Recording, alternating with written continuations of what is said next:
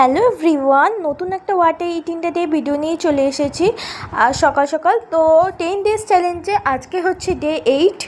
তো তোমাদেরকে গাছে ফুল দেখাচ্ছিলাম, তারপর দেখলাম বেশ ভালোই বৃষ্টি পড়ছিল। তারপরেই মা আমাকে চা নিমকি দিল, সেইটা খেয়েছিলাম। আর মা বাজার থেকে আজকে টিফিনের জন্য এনেছিল ডালপুরি আর তরকারি।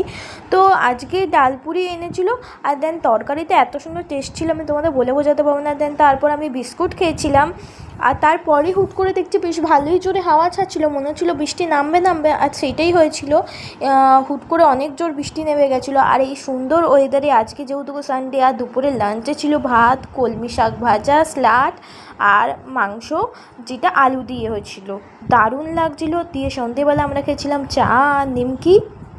তারপরে মা আমাকে করে দিচ্ছিলো চাউমিন। আর যেহেতু চাউমিন আমি আলু খাই না, তাই মা আমাকে পেঁয়াজ আর লঙ্কা দিয়ে চাউমিন করে দিয়েছিল। আর রাতেও সেম ডিনার ছিল। অবশ্যই জানিও ডে 8-এর খাবারগুলো তোমাদের কেমন লাগলো। ওকে, বাই।